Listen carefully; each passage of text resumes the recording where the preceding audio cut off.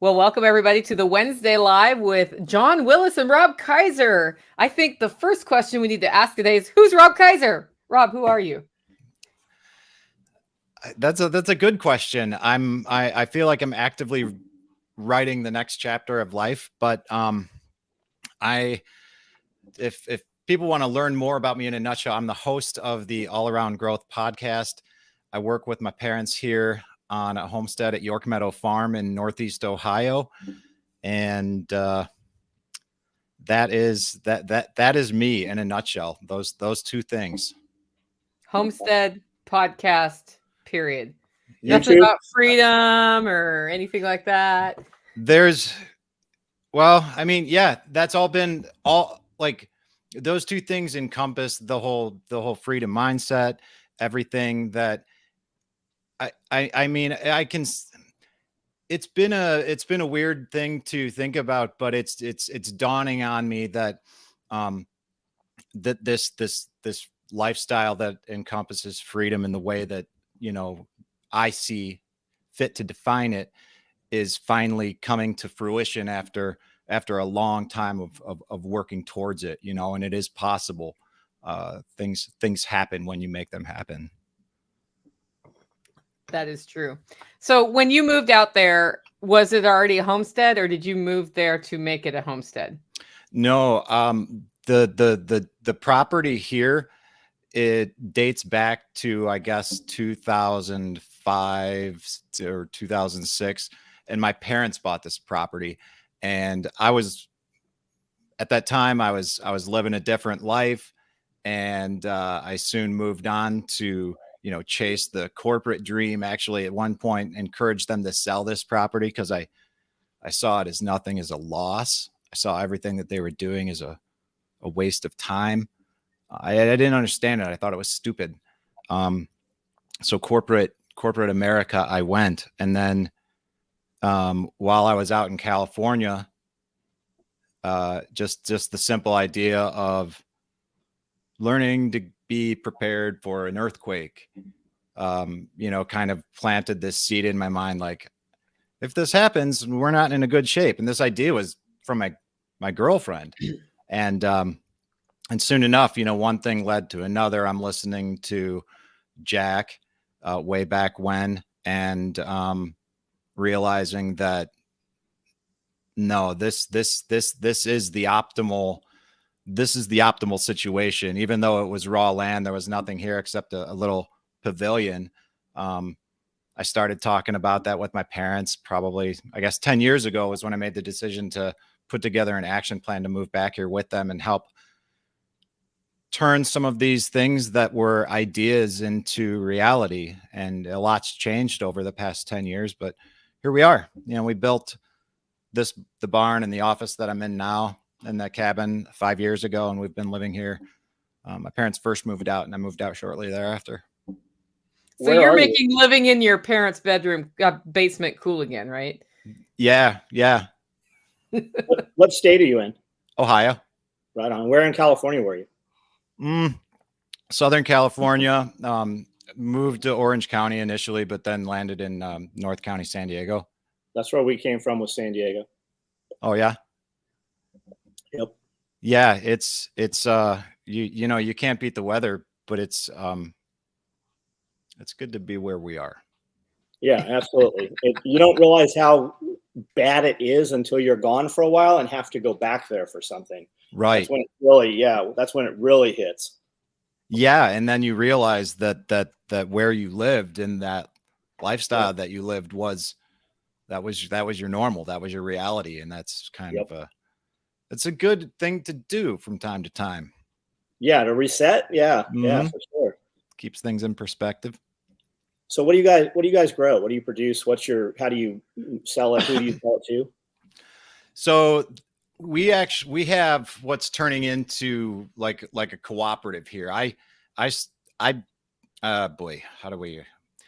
We have a market garden that's about 1.5 acres, and that's managed exclusively by Cody Gray. And so he basically he kind of takes care of that and is up at the Medina farmers, the the farmers market of Medina County, and then the Tremont Farmers Market. And then in the back here in the barn with my dad, we built, over the past few years, we constructed a commercial kitchen and then scaled up what he was doing at farmers market with fermented foods, so that, you know, we could do everything right here in-house. And that's become the full-time thing. Awesome. And I'm trying to balance, you know, as I get to learning this stuff, learn what mom's doing with soaps down in the basement of the cabin in her little, you know, mad laboratory that we've made for her down there. So there's a lot going on, but right now fermented foods is kind of the thing that I'm focused on personally.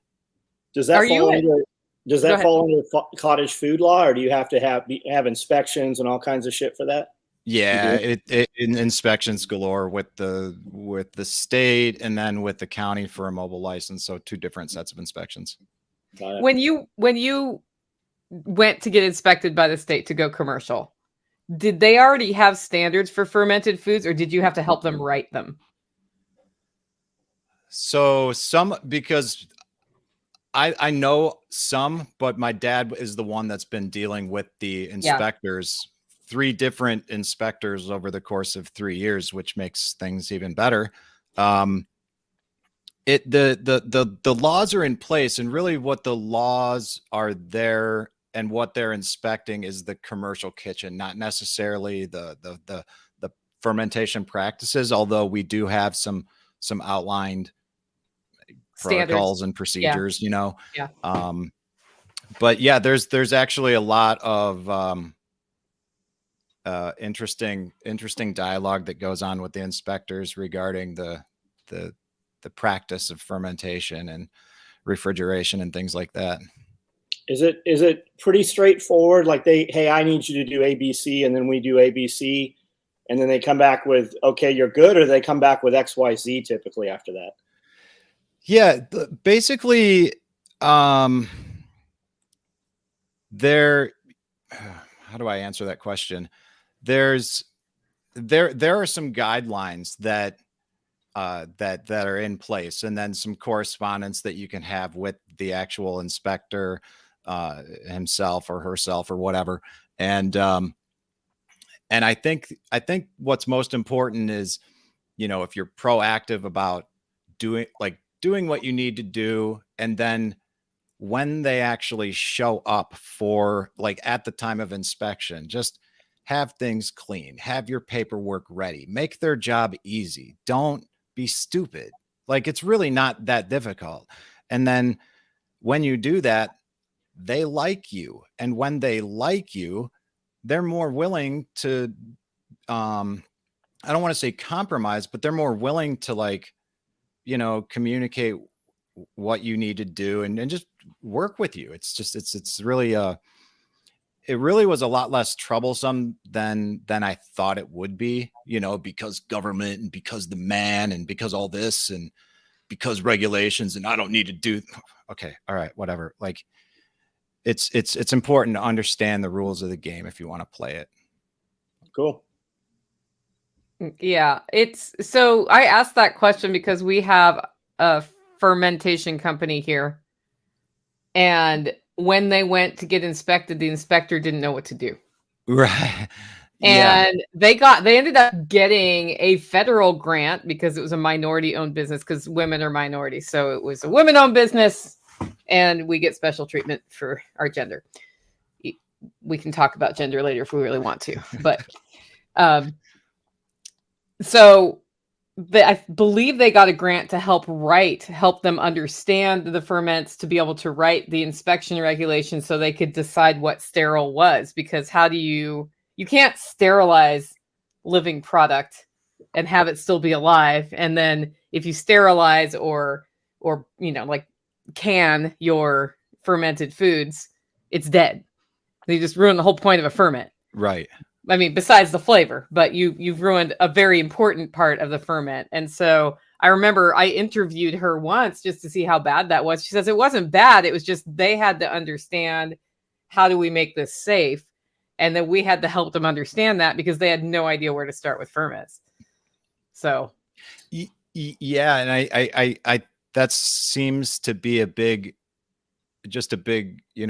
like sticking point with fermented foods is the concerns about their safety, like similar concerns that come along with canned goods, except this isn't that. And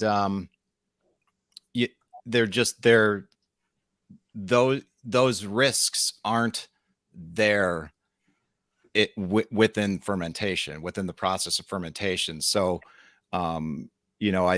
what really seems to be the thing is having our processes and procedures outlined so that if there ever were an issue, it's kind of like I for lack of a better term, maybe a trace it back thing, so they can potentially identify what and where something was wrong. But I don't know. It just seems so weird to me because fermented foods are so unique in that, right? They're not like canned things or other foods.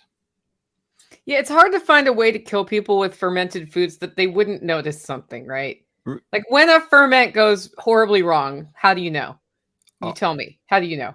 Oh, like really? You want me to tell you? There's no. Yeah. All right. So for example, like it doesn't happen very often, but we had a batch of beet kraut go south, and they're all we use 5-gallon containers predominantly. And basically they're sealed, and then you open it up and you don't know anything until you open it up and you're ready to pack it. There is no misunderstanding when a ferment goes bad. Like the mold that you see on top is the furry white stuff that's kind of like my beard, but like it just doesn't look good. It smells off.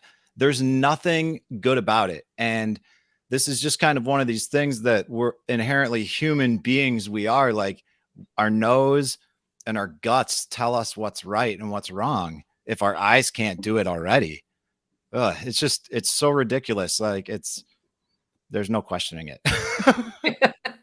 I like to describe the smell as poopy diaper. It's something like else. Poopy diaper meets rotting bugs. It's really a terrible smell. Yeah. And then people are like, hey, how do we know? I'm like, oh, you'll know. The only way you don't know is if you can't smell, and then just get somebody who can smell to come in. You'll know. Because and what that means is it went anaerobic probably. Yep.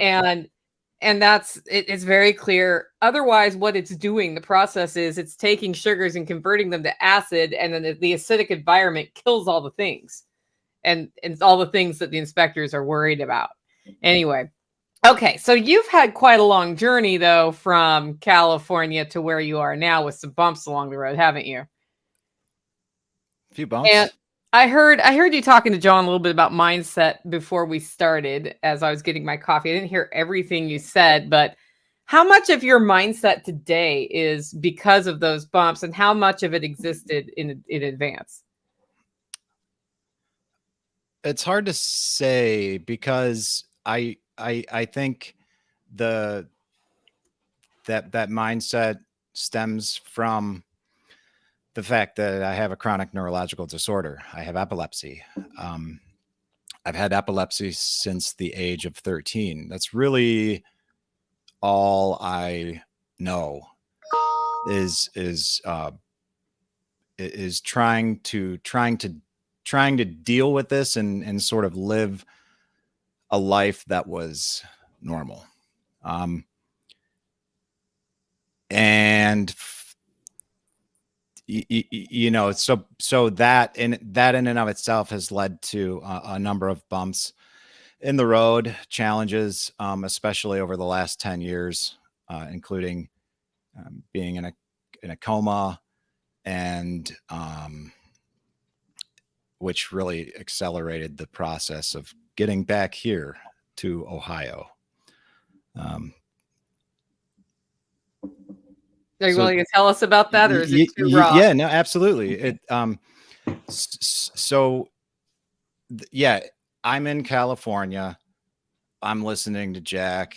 I leave my position in management and I go back to the field. I broke up with my girlfriend. You know, I'm trying to figure out what I'm going to do. So I'm listening to podcasts all day, like dating back to day one.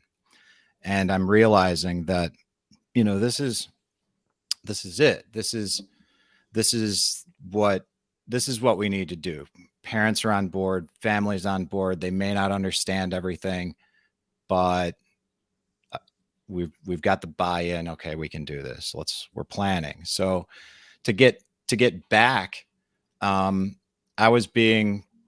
kept being asked to take this position in Texas, take this management position in Texas. I didn't want to, but I realized that if I were to, you know, negotiate a little bit and work it to, you know, fit how I wanted to, I could accelerate this move back. This could be part of my exit plan. And so I kind of proposed this wild idea of, hey, I'll do this thing in Texas. I'll do it for 6 to 8 months and I'll find someone and train them and like have this whole turnkey management thing. And you're gonna like, it was a pretty cool plan and it worked out well. And they agreed to it. And all of a sudden I had to be in Texas in like just a couple of weeks. So I'm shipping everything across the country and I'm trying to figure out how to do all this. And it was kind of a stressful time.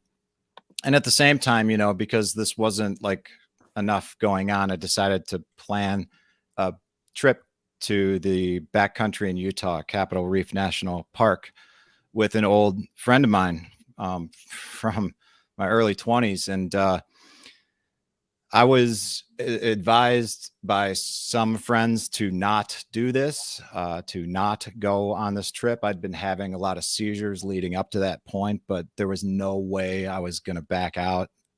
This was going to be amazing. So we, you know, I went and continued to have seizures through the duration of the trip. So we didn't really like go on adventure time like we normally would. It was a bit of a laid back time because I wasn't really in the best of health. And so we were out there for 4 or 5 days, my friend and I. And on the way back to Denver, like we drove out to Utah from his place in Denver, and from I remember we got a hamburger and I got a peanut butter shake at this roadside stand somewhere in Nowheresville, Utah. And it was just like littered with Grateful Dead memorabilia. And it was a really, really cool place. And that was the last thing I remember. And then I woke up a few days later and I on the drive back, I was like nodding off in the passenger side, passenger seat. And I appeared to be sleeping, but what was happening was I was having seizures, and I entered what's called status epilepticus, which means you're actively having seizures and you can't stop. Like there's no stop. You're just kind of in that cycle. So to break that cycle, I had to be put into a coma, a medically induced coma, to sort of control, alt delete my brain. And I stayed there for I stayed there for a day or two, and then needless to say, I wasn't in the best of shape to return to this project in Texas, and that accelerated my my trip home to Ohio in late 2013, a little earlier than expected. When that happened and you found yourself in that situation, did you think, okay, this has accelerated my opportunity to start the homestead? Or was it more like, well, shit, this sucks?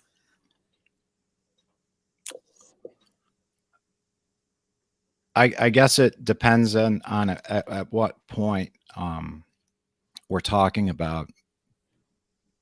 So when I came to, the only thing I could really think about was gratitude for the Somalian nurse who was scrubbing out my ass.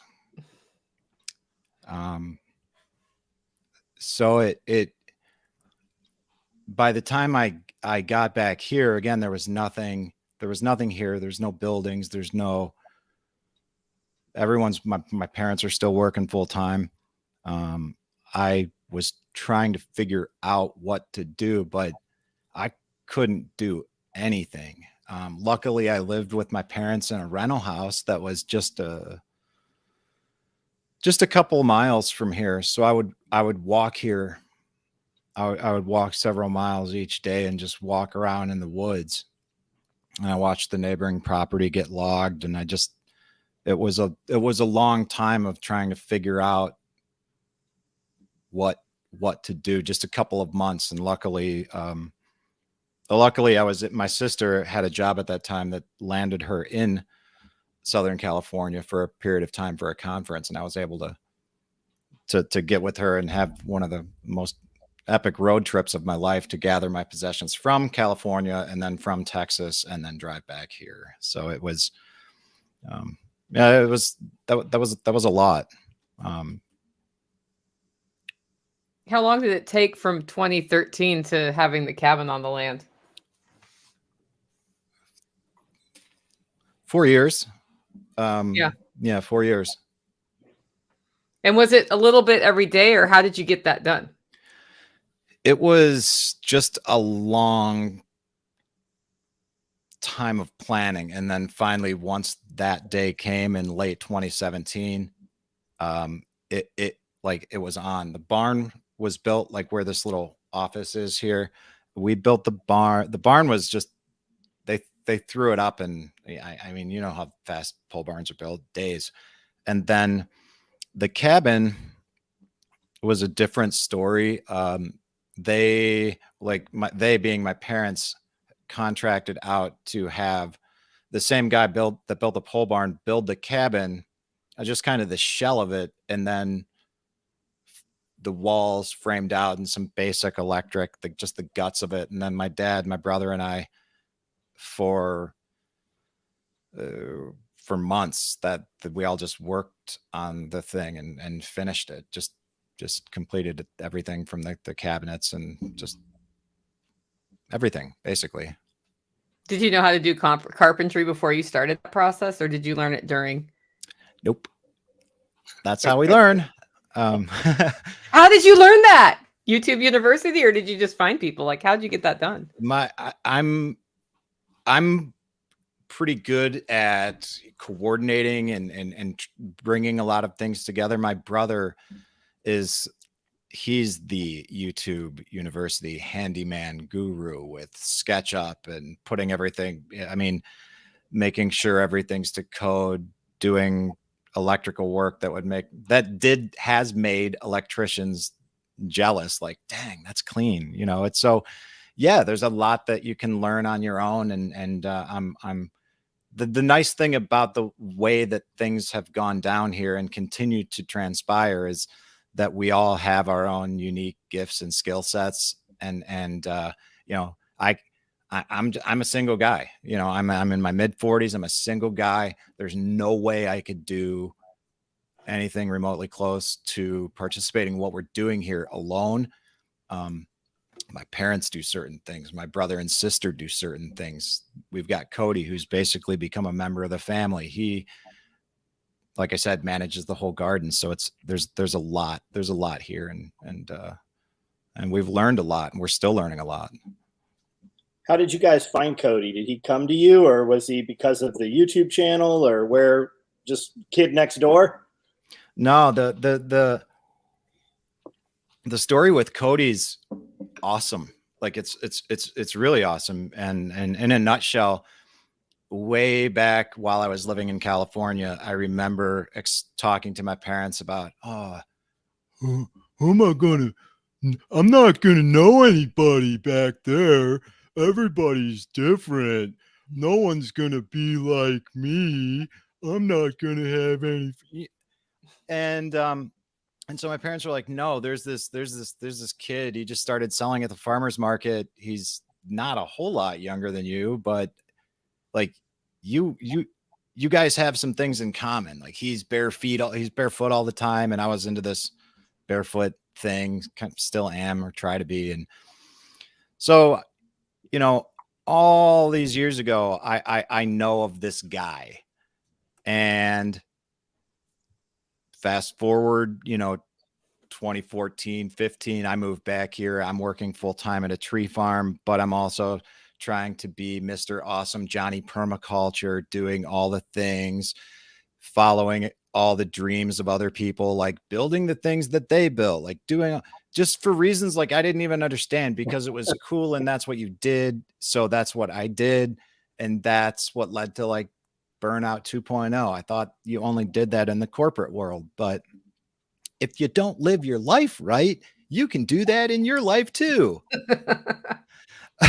So, I built this high tunnel, this 30 by 96 high tunnel with like an NRCS equip grant, and had cover crops in the ground. It was just like, in my mind, I'm crushing it. And then all of a sudden I'm like, wow, this is retarded. What am I doing? And so I didn't know what I was doing. So I stopped doing like everything. And because I was deeply in debt. I was like $25,000 in debt too. That's another story for another time, maybe. And I realized like this, I'm Mr. Permaculture sustainability regenerative guy is like the antithesis of everything sustainable and regenerative. This is stupid. So I put it up for lease. Hey, here's this land and this tunnel. I'm not doing anything. You want to do stuff? And initially some Ken Rowe came and he leased it for like a couple of years. And then the situation with Cody changed, where he was actively farming his parent. Like he was working a parcel of land on his parents' land, and they moved, and then he had nothing. And at that time, Ken was an older guy transitioning out as well. And Cody transitioned in, and that was a few years ago. And this is, I think, Cody's fourth season with us now. Awesome. Whose high tunnel did you go with? We did a what do they call it? An assisted build with tunnel vision hoops out of Cleveland. Okay. And that was we threw it up over the course of 2 weekends, and did so in conjunction with a local group. At that time, it was Medina Permaculture, but that group is no longer in existence. Got it. That sounds like its own story based on the look on your face.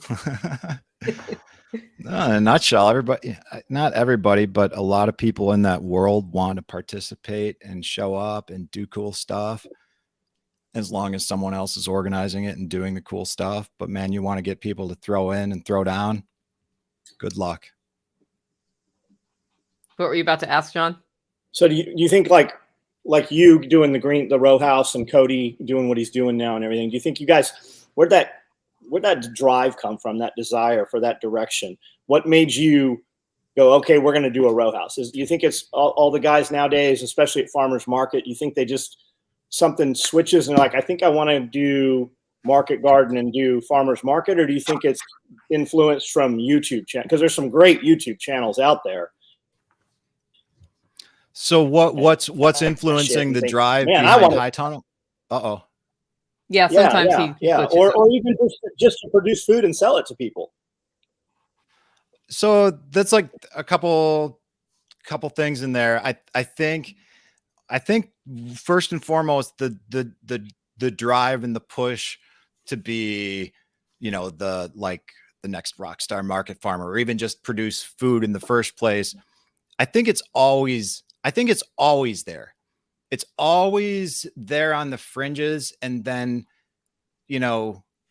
whatever current events, something's going on, stirs up more interest in that. And then, we're talking about it more than we were 6 months or a year ago. And it's kind of cyclical like this, but it's always there. And then for those of us that get interested and go in it, then all of a sudden it becomes who we are. Like it becomes the thing that defines us in part.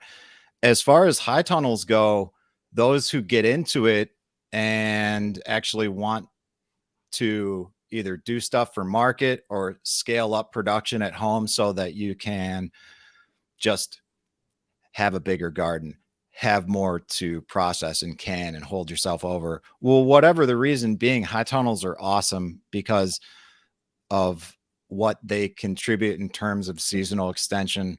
And depending on where you are, here, we're in the heavily debated USDA zone 6 or 5B or whatever.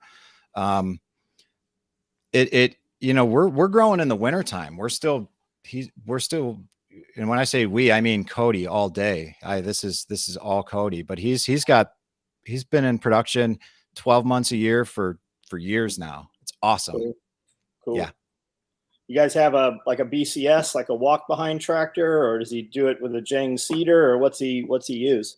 He's got he does have a BCS that he acquired somewhere. It gets used maybe initially to,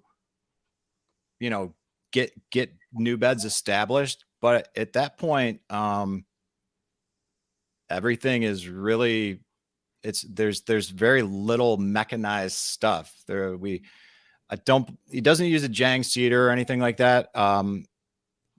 It's all transplants by hand, and lots of, what's the technique that he's been experimenting with for the last couple of seasons? Like living pathways, living walkways. So I think he's on the fence about it.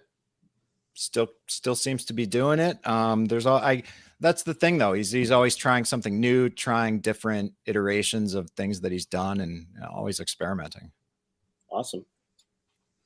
Yeah, it is interesting how that drive comes among homesteaders to do the market garden or to produce things for sale, and then we sell them, and it makes some money, but it doesn't make, corporate money necessarily.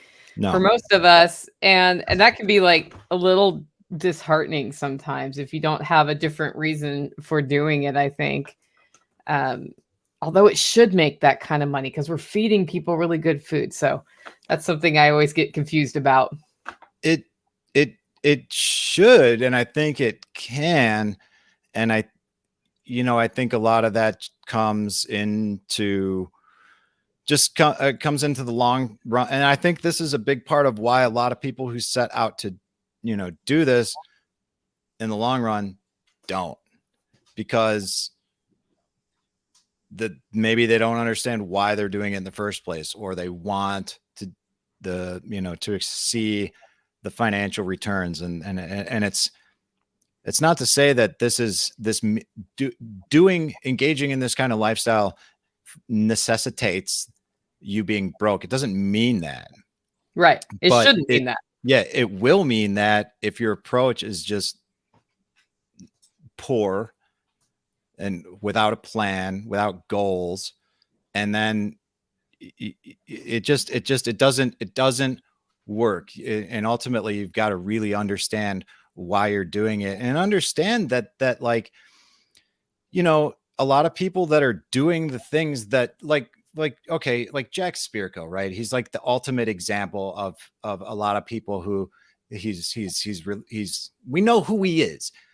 Like, he didn't just get to the point where he is overnight, over the course of a week or a month or a year, or over 10 years for that matter. He's been just grinding away at it, and anybody at that spirit, like, they've been grinding at it for a very long time, and they have their why. I have mine, just like you and John have yours, Nicole, and it's all different. But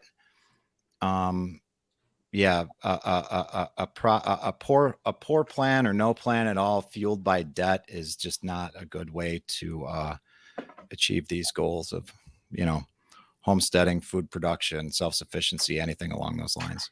Well, there's a cultural mindset too in homesteading networks where I will talk to homesteaders who are fairly successful and they're like, yeah, but I don't want to show this to my listeners or my following, how successful I am.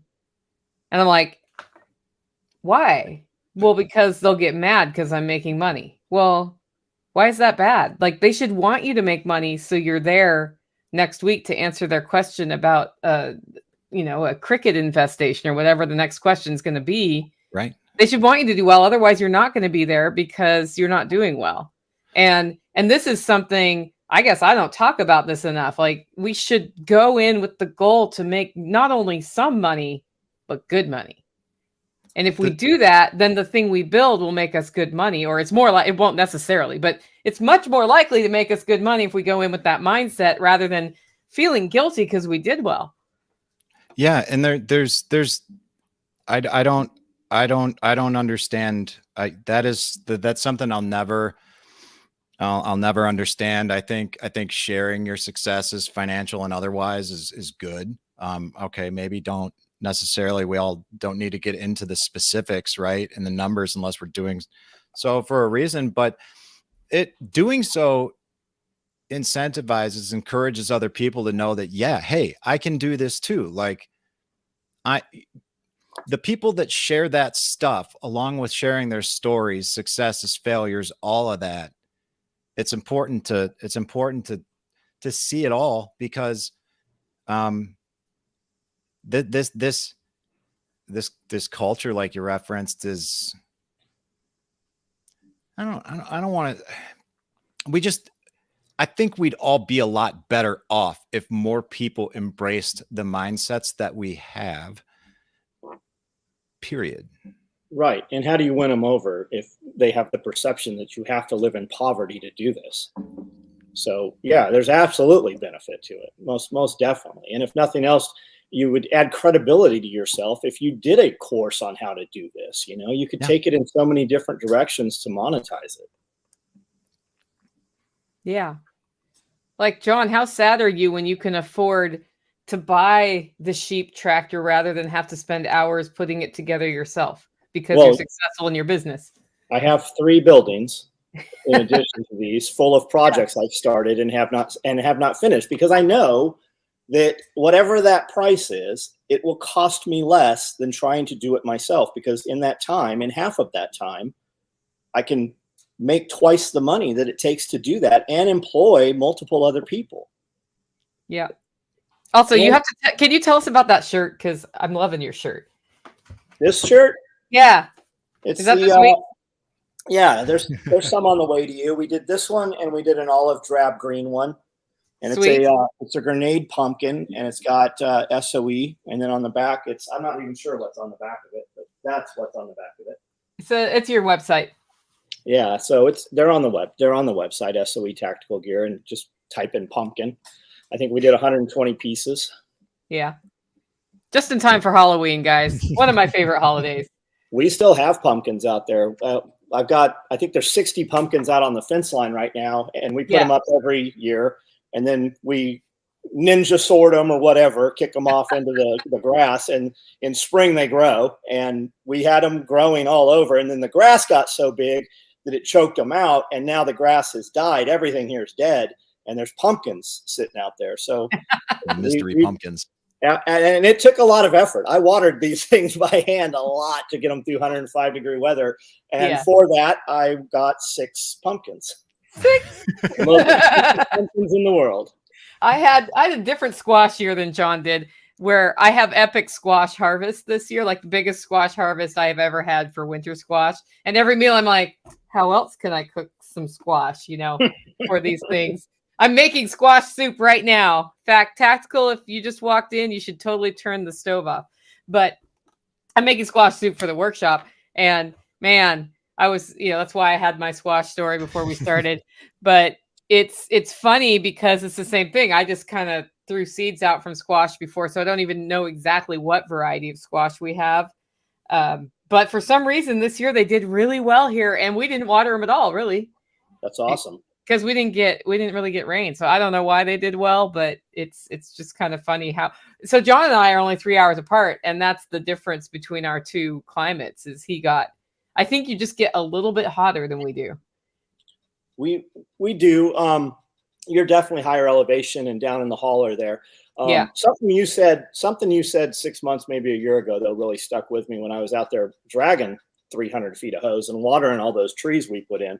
We put trees in at the absolute worst possible time, and I'm trying to nurse them through the weather. And I was watching you on a live feed, and you'd said, you know, I don't really want to water these things because I want them to be tough and I don't want to make weak plants. So I really thought with myself, do I try to keep these alive or do I just let them die and a few live and those are the strong ones? So that's always stayed with, and I don't really know what the right answer to it is. Yeah, this year what we did end up watering my garden and some things that it was their first year, so they get a pass. But I let some things die this year because I just figured if it's not enough water, then it's not enough water. And this is not quite as bad as 2007, but this is bordering on how dry it was here in 2007, which is when I moved here pretty much. So, and you know, I was just walking around. We got people showing up starting tomorrow for the food forest class, and it is crunchy dry here. I have to have some sort of policy in place for how a campfire works because we could catch the whole holler on fire, even though we got rain yesterday, finally. Same thing. Yeah. Dry as can be. It is kind of weird to think about that here, fires, but yeah, gotta think about it. Oh no, there's a wildfire by McMinnville. They had to evacuate Isha, which is a yoga retreat center, and one other place yesterday. I'm hoping the rain helped them get that under control. Yeah, right. But it looked bad and it looked big. So when you say you look back at like rain records from 2007, do you have a journal with like a garden journal dating back that long or so what? I don't have a daily journal, but every season I do a summary of how the season was. Okay. And 2007, it was so dry. We had, like, I bought this place, moved here in 2007. And when I got here, I didn't realize we were in the middle of a terrible drought, but the neighbors all knew it. And we didn't have city water down the road. And they started advocating for city water for 8 families on like a 2.3 mile road out in the middle of nowhere, which makes no sense. They actually got it done, unfortunately. But their motivation was that their wells were getting dry and they had to like set up a storage tank to store the water, which cost them money, as opposed to just pumping straight from the spring, which they had done for many years. The last time it had gone dry like that was in the 50s, I believe. And the only spring that stayed going is next door to me. My spring, I don't know if it existed or not then in the 50s, but my spring kept going through 2007. And this year we had that almost exactly the same thing, except for people were on city water, so they weren't complaining about it. And I was starting to think, like this month I was starting to think, I wonder if I'm going to be able to still do laundry here, if I need to start going to a laundromat, because that uses a lot of water. And then I have a 1982 or 83 era washer, so I actually use water when I clean clothes because that's how you get them clean. But it was dry. It rained like maybe 2 or 3 times this summer. That's it. Usually we're getting like Tennessee 1 inch of rain every week, like clockwork. You can dry garden here. It's so awesome. Not this year. And, I don't know what that means, but it means that some of my plants died. The creek was low, I don't know. It's an interesting thing. It makes me, because I have not put in a lot of earthworks related to keeping water on the property, and swales are not the right answer here. But part of what we're doing in this class is some earthworks to reshape things gently to help keep some of the water without having a giant ditch. So we will see. And to make it so I can water more easily, because John's point about getting out there, the other problem with watering your things manually is watering your things manually can take a lot of time. Yeah. It's crazy. Hey, we have a question for you, Rob, from the people. Do you think your success is geographically driven? Yeah, that's a good question. Well, geographically driven, void of the product in a local market. Yes, because in the past, when there was nothing, this land used to, this is kind of an interesting story and how we ended up getting into doing the things that we're doing. In the past, this land was conventionally farmed, at least the part of it up front was. And eventually we didn't want it. We all decided that conventional farming was not something that we wanted to have done here any longer. So for a few years, we let it go fallow. And then to maintain the county agricultural use value status or with the state or whatever, we had to have something going. And that was the introduction into the farmer's market. We planted 100 berry crops because we were under the impression that there needed to be more berries around. Everybody was growing produce. So we started with that, but then the berries took a long time to get producing. So then we started doing some market produce, but that's fine. But my parents aren't getting any younger. My heart wasn't in it. And to supplement that market produce pre-season when the farmer's market was there, but crops weren't producing, mom started making soaps during the wintertime. So they would have some products available when the market first started. Dad started making some breads. And again, that was like a time commitment. It takes a long time to bake copious amounts of sourdough bread. For a number of different reasons, we started experimenting with fermented foods just for health reasons. I've been dabbling with ferments for over 20 years. And so my mom needed to start eating more of them for gastrointestinal problems and things like that. Dad started making more. So somehow conversation came up at market that there was nobody was selling pickles. And my dad was like, well, we make pickles. I could probably make a lot more, And by that time he was already dabbling with sauerkraut at the market. And the whole market situation around the COVID years, changed dramatically. And when new markets came to be and things like that occurred, there were lots, market managers need to make decisions on who comes to market.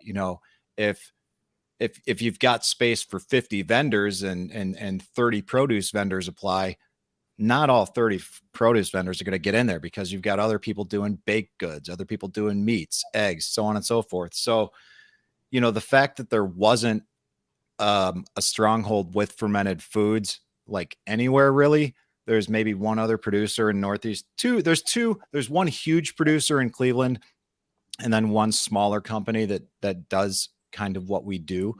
But other than that, it's not there. So that is a good thing to take into consideration as you're trying to figure out what you want to do, grow your side hustle, try to figure out what the demand is, what the needs are, and who's not doing that and what you can do. And if it's conducive to your life, because there's something to be said for that. Identifying market needs. It's funny. When I started going to the farmer's market to sell my coffee, I was the only coffee roaster in this area. And I would say less than 0.01% of my overall sales are now in this area. But at first, people were like, what is this? Why is it so expensive? And then I had to sell half-pound bags for $5, to get them to even try it, right? They wouldn't commit to a pound. Yeah. That's way back when I could sell a pound for $10. That's not a thing anymore. But that was expensive. And then they'd come back and they'd say, okay, now I understand why, because I'm competing with Folgers here, right? Yeah. But getting them even to try was really hard at first. And now there's 5 or 6 roasters in the area. When you sold coffee, did you have samples there or? Oh yeah. Okay. All right. Yeah, I didn't the first time I went to the farmer's market, and I was like, oh, and people are like, what's it taste like? I'm like, that's a great question. I'll bring a coffee maker next week. And my mom would help me sometimes, and she'd come out with it. We had these, that's why I have a million tiny little coffee cups this big, that when I'm at an event and run out of coffee cups, the little tiny coffee cups come out. And she'd run around with these trays like, try the coffee. But it was great. Okay, Josie's asking, were your customers already into fermented foods, or did you have to introduce them to the benefits? How do you deal with fermentation skepticism? Skepticism in terms of what? Like what it tastes Ew, like, it the tastes benefit bad, of you know, it. like that whole thing. It tastes sour. So like a lot of people are like weirded out by fermented foods because, oh, it's like rotting vegetables, you know, it's weird. Or they've had some like weird experience with grandma and grandpa's salty, weird kraut in the crocks that they had to rinse off. And, you know, just like, so we make 6 different kinds of sauerkraut. And then we recently started making kimchi, and we also make pickles and stuff. A lot of people who like, oh, I don't like sauerkraut. Oh, hey, do you like pickles? Yeah. All right, try this lemon dill sauerkraut. It's kind of like the gateway kraut. Gets them in, you know, oh, okay, maybe this isn't so bad. Then we're trying other things. And then all of a sudden, I like sauerkraut. And then they're hip to, you know, why it's good for us and stuff like that. Other people who it's kind of like half and half. Half of our customers know about fermented foods. They just, oh my God, thank God you guys are doing this. Awesome. Other people are just learning about it. And, you know, we're their first maybe venture into the world of fermentation. And then other people are just so geeked out on fermentation that like they I don't want to say demanded, but really encouraged us to make kimchi. And after a bit of reluctance, you know, because it's Korean and all this, and we're just, you know, some Midwest bearded bumpkins, we gave it a shot, and we like that's the most popular product is kimchi. Do you use fish sauce in your kimchi recipe? Yep. There's always a wild debate about that when people are talking to me about kimchi. So yeah, there is, and we some new markets that we've been in, we've had some inquiries about vegan kimchi, and my dad and I are kind of debating on whether or not we're going to do that. We'll see what the market kind of demands, but if people want it, I mean, I don't see any reason why we shouldn't make it, even though I'm kind of biased against it, and I don't want to make vegan stuff, but yeah, your sauerkraut's vegan, isn't it? Yeah, literally everything is vegan except the kimchi, except for the because kimchi. of the fish sauce. Yeah, you could just cut the cabbage in different shapes on the sauerkraut and add some hot peppers and call it kimchi, right? Yeah, I mean, yeah. Like, what do you use instead of the fish sauce? No sauce. Like some coconut aminos, and maybe like that one Bragg's product. You could use that. That kind of, yeah, that amino stuff. Or there's a couple different soy sauces, tamaris, that you could use. Mm-hmm. I think. Look at the ingredients list carefully. You're right. Yeah, that's funny. It's good. I mean, if there's a market demand, go for it, right? We tend to stereotype vegans in our heads as the militant vegans. Not all vegans are militant, but the ones you notice are. And on the other hand, preppers are kind of the same way. Somebody may be looking for vegan fish sauce who's got a fish or shellfish fish allergy. So, you know, it could just be something as simple as that too. I don't know. Yeah, is what it is. Okay, we better pivot to your podcast because we only have like a few minutes left. Sure. Talk to us about your podcast. The podcast started, like I've kind of dabbled with podcasts over the years here and there. And it started in 2019. I wanted to just commit to a project to see if I was interested in it.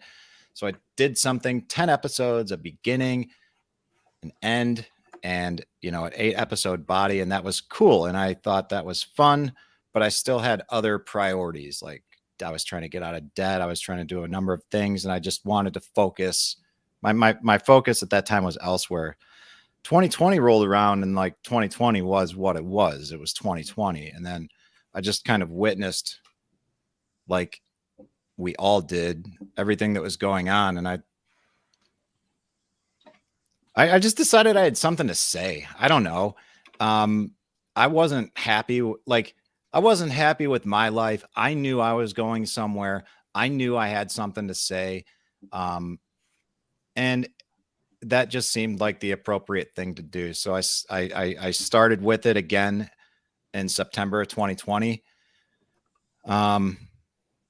Because that seemed like just an appropriate thing to do. Just share where I'm at with the world. And as I build the life and homestead of my dreams. So that's kind of how it started. Join me on this journey. And then I started to gain traction when I became real serious and intent on setting goals, and I found some things that worked for me. So I put some more structure and framework to the podcast around these 7 areas of your life: financial, physical, personal development, family, spiritual, social, and career. And then when I made the decision to leave my day job in May of 2022, just this year, kind of abruptly, all of that transpired a little bit quicker than I thought. I debated on whether or not to actually continue the podcast as it was, because I'm homesteading full time. Do I put my time, effort, and energy into that? And I figured I could, merge the two, for lack of a better term, and dovetail that, because quite frankly, building the life and homestead of my dreams meant living in a manner that allowed me to position myself to where I could leave my job when I felt as though I was no longer a good fit, even though it wasn't really in the time frame that I wanted. And so over the past few months, it's really turned into me talking about the 5 W's and how, as we grow the various businesses and operations here on the homestead. And that is what we talk about regularly now, with everything and anything that's going on, from market updates to, I'll be interviewing Cody next week, so everybody can gain some insight into who he is and how he fits into things here. But that's the podcast in a nutshell. Are you on YouTube? We are now. Yeah, you can subscribe to the YouTube channel, All Around Growth. We're on all podcast players at All Around Growth, on Fountain at All Around Growth, and now on YouTube and Instagram. I'm trying to be more active and diligent on all of the social medias, because that's what good content creators do. How's your TikTok presence? That's my question. It's non-existent. Are we all on TikTok here, guys? So easy, man. So easy. You guys are on TikTok? Oh yeah. For real? Yeah. This is a thing I should consider and look into? Yeah. All right. Oh boy. Yeah. So I'm not as good on TikTok as I need to be, and that's changing right now, as far as disciplined about getting on there and doing the posts. And here's why: I get onto TikTok and then I look at TikTok, and I have to self-discipline myself to not sit there looking at TikTok and all these videos. So that's been something I've had to internally accept about TikTok. But John started talking about it a while ago, because he's getting really good traction on TikTok, because people actually see your stuff, even if you're new. It's a different set of eyeballs. They're trying to compete with Instagram, so they've unthrottled everything. So it's wide. Interesting. Yeah, I've been, I don't know. I've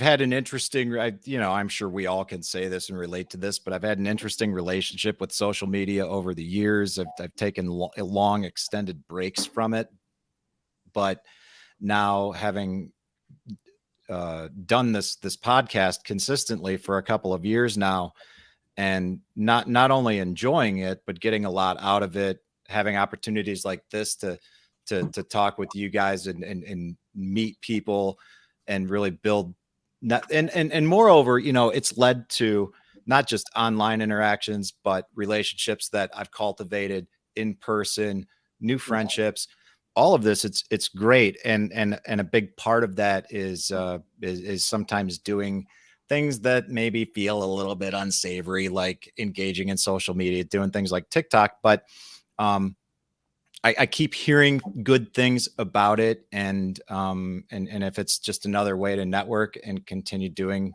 things that result in things like this, then I'm all for it. It's free advertising. Like I can say things genuinely, and they will know, your audience will know if what you said was real, especially if they're throttling you back or they're removing your posts, and they even want to see them more.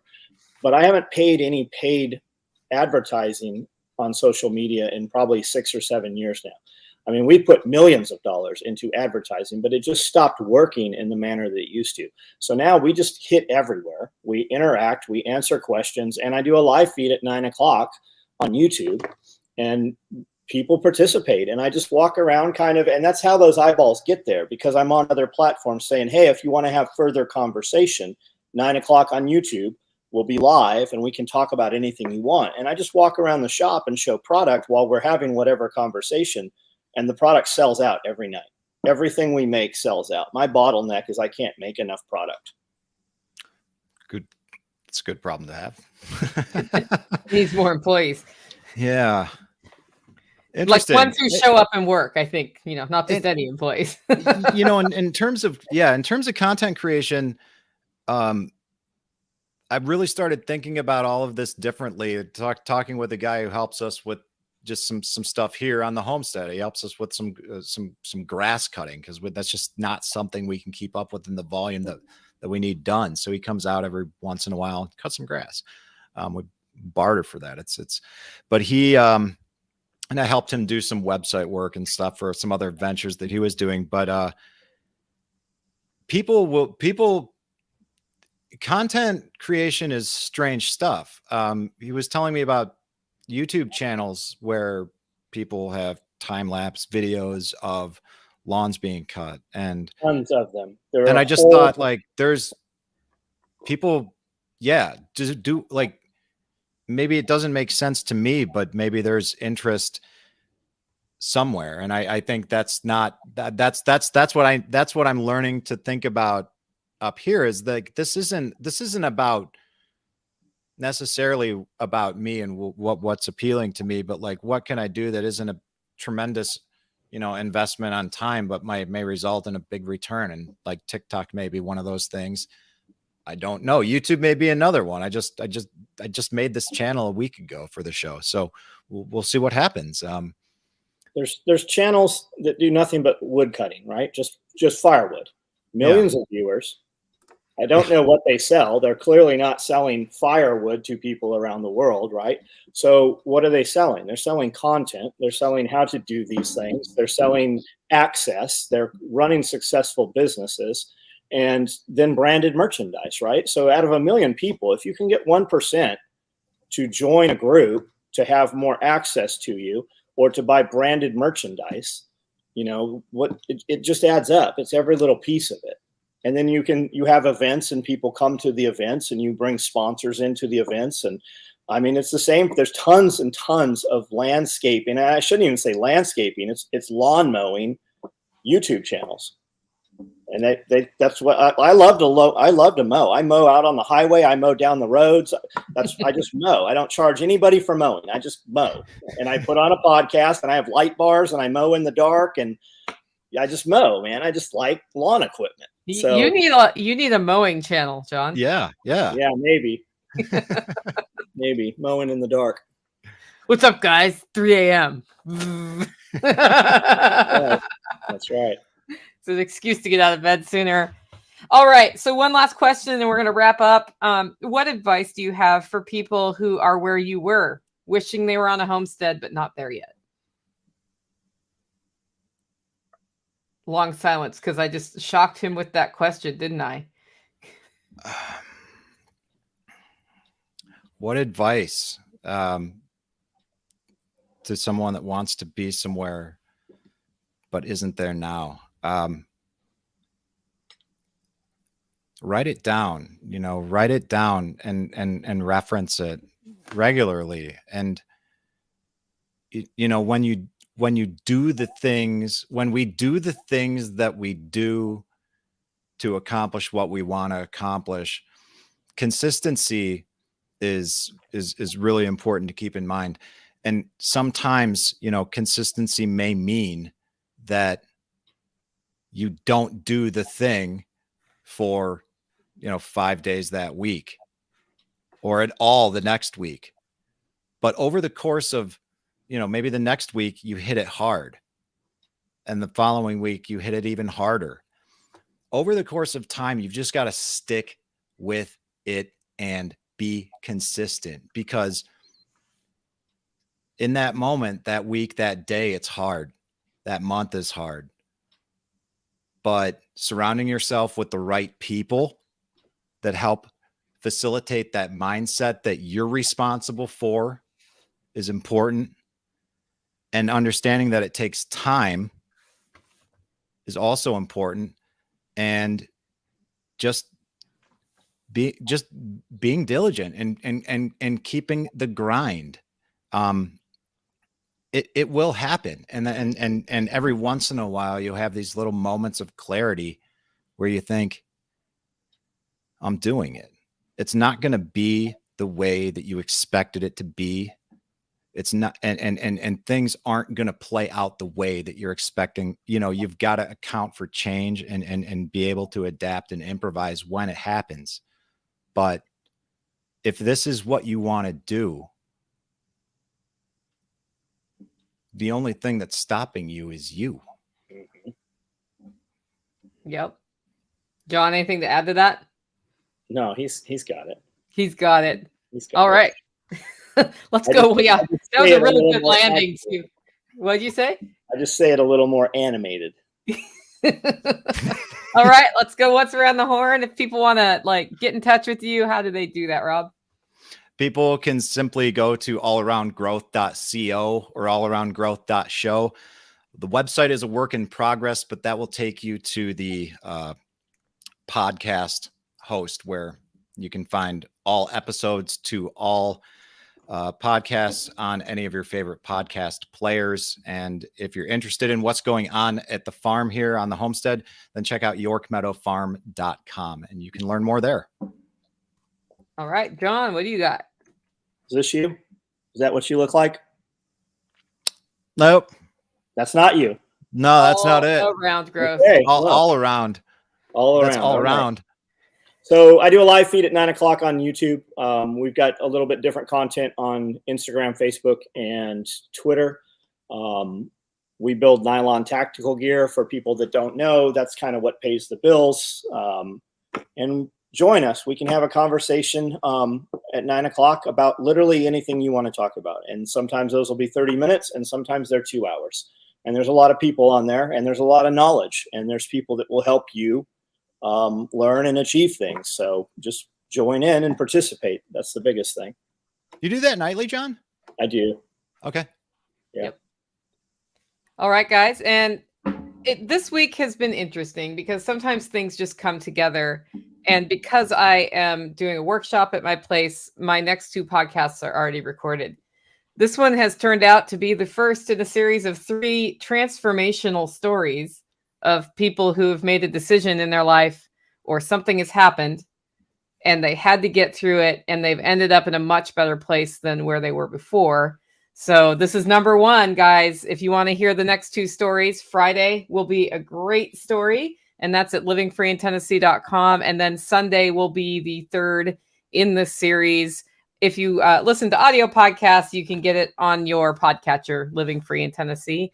We'll see you next week with Mr. Spirko.